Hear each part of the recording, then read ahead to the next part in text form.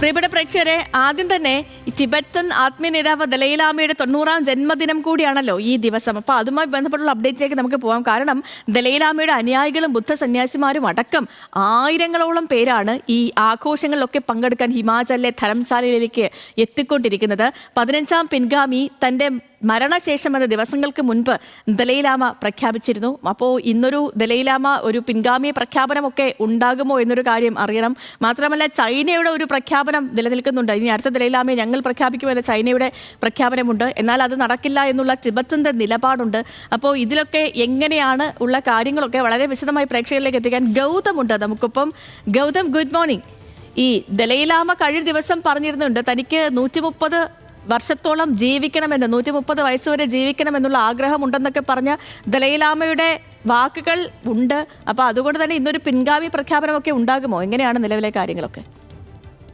Good morning. അത്തരത്തിലൊരു പ്രഖ്യാപനം ഉണ്ടാകാനുള്ള സാധ്യത കുറവാണ്. പക്ഷേ ലോകമൊന്നടങ്കം അതൊരു പ്രതീക്ഷയോടുകൂടി നോക്കിക്കാണുന്നുണ്ട്. ദലൈലാമ തൻ്റെ നവതി ആഘോഷങ്ങളിലേക്ക് കടക്കുമ്പോൾ ഈ ഒരു പ്രഖ്യാപനം ഉണ്ടാകുമെന്നുള്ള പ്രതീക്ഷയുണ്ട്. പക്ഷേ എങ്കിൽ പോലും നേരത്തെ സേതു സൂചിപ്പിച്ച പോലെ തന്നെ അതിനെ സംബന്ധിച്ച് ദലൈലാമ 14-ാമൻ നേരത്തെ തന്നെ വ്യക്തമാക്കിയിട്ടുണ്ട്. തൻ്റെ മരണശേഷം അതൊരു ട്രസ്റ്റ് ആയിരിക്കും തീരുമാനിക്കുന്നത്. അടുത്ത ദലൈലാമ ആരാണ് എന്നത് സംബന്ധിച്ചുള്ള അന്തിമമായ തീരുമാനം ആ ട്രസ്റ്റിൻ്റേതായിരിക്കുമെന്ന് നേരത്തെ തന്നെ പ്രഖ്യാപിച്ചിട്ടുണ്ട്. ഒപ്പം തന്നെ നേരത്തെ സേതു പറഞ്ഞ കാര്യം, ചൈനയുടെ അവകാശവാദമുണ്ട് അടുത്ത ദലൈലാമയെ ഞങ്ങൾ പ്രഖ്യാപിക്കുമെന്നുള്ളത്. പക്ഷേ അത് നിലനിൽക്കില്ലെന്നും തൻ്റെ പിന്തുടർച്ചക്കാരനെ സംബന്ധിച്ചുള്ള അന്തിമമായ തീരുമാനം ഈ ട്രസ്റ്റിൻ്റേതായിരിക്കുമെന്നും ദലൈലാമ നിസ്സംശയം പറഞ്ഞു വെക്കുന്നുണ്ട്. അത് സംബന്ധിച്ച് ഇന്ന് പ്രഖ്യാപനം ഉണ്ടാകാനുള്ള സാധ്യത വളരെ കുറവാണ്. എങ്കിൽ പോലും ആഘോഷങ്ങൾക്ക് ഒട്ടും കുറവില്ല. ധരംശാലയിൽ നിലവിൽ നിരവധി ആളുകൾ, ബുദ്ധസന്യാസിമാരായിട്ടുള്ള നിരവധി ആളുകൾ ലോകത്തിൻ്റെ വിവിധ ഭാഗങ്ങളിൽ നിന്ന് ധരംശാലയിലേക്ക് എത്തിച്ചേർന്നിരിക്കുകയാണ്. അവലോകതീശ്വരൻ്റെ അനുഗ്രഹപ്രകാരം താൻ ഇനിയും ഒരു 40 വർഷം കൂടി ജീവിച്ചിരിക്കും എന്നാണ് കഴിഞ്ഞ ദിവസം ദലൈലാമ പ്രഖ്യാപിച്ചത്. അതുകൊണ്ട് തന്നെ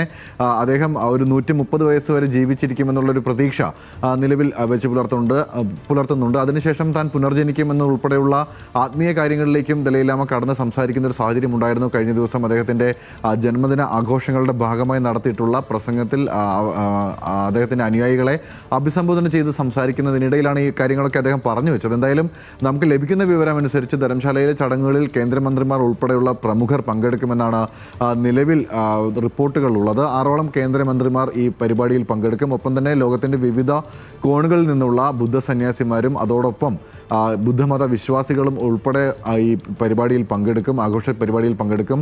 കഴിഞ്ഞ കുറേ ദിവസമായി തന്നെ ധരംശാലയിൽ ഇതുമായി ബന്ധപ്പെട്ട് വിവിധങ്ങളായിട്ടുള്ള പരിപാടികൾ നിലനിൽക്കുന്നുണ്ട്. പ്രഭാഷണങ്ങൾ, അതോടൊപ്പം തന്നെ ബുദ്ധ മതവുമായി ബന്ധപ്പെട്ടുള്ള പ്രഭാഷണങ്ങൾ, ആ മതത്തിൻ്റെ ജീവിതശൈലിയുമായി ബന്ധപ്പെട്ടുള്ള പ്രഭാഷണങ്ങൾ, അത് ഈ കാലഘട്ടത്തിൻ്റെ അനിവാര്യത സംബന്ധിച്ചുള്ള വിശദീകരണങ്ങൾ, ഇങ്ങനെ തുടങ്ങി ആത്മീയ കാര്യങ്ങൾക്കൊപ്പം മറ്റ് സാമൂഹിക വിഷയങ്ങൾ ഉൾപ്പെടെയുള്ള വിഷയങ്ങളിലും സംസാരങ്ങളും പ്രതികരണങ്ങളും ഒക്കെ നടക്കുന്നുണ്ട്. എന്തായാലും ദലൈലാമ നവതി ആഘോഷിക്കുമ്പോൾ ഇന്ത്യക്ക് ഏറെ അഭിമാനകരമായിട്ടുള്ളൊരു സമയം, അല്ലെങ്കിൽ സന്തോഷകരമായിട്ടുള്ള സമയമാണ്. 1959 മുതൽ അദ്ദേഹം ഇവിടെ താമസിക്കുന്നുണ്ട്. ധരംശാലയിൽ പലായനം ചെയ്തെത്തിയതാണ് അദ്ദേഹം ടിബറ്റിൽ നിന്ന്. അതൊക്കെ നമുക്ക് അറിയുന്ന കഥയാണ്. 1935 അദ്ദേഹത്തിൻ്റെ ജനനം. ദലൈലാമ 14-ാമനാണ് ഇപ്പോൾ ഈ നവതി ആഘോഷത്തിലേക്ക് കടന്നിരിക്കുന്നത്. അദ്ദേഹത്തിൻ്റെ അനുയായി ആര് എന്ന് തന്നെയാണ് ഏറ്റവും കൗതുകരവും പ്രതീക്ഷാപരവുമായിട്ടുള്ള ഒരു വാർത്തയെ സംബന്ധിച്ച് സേതു.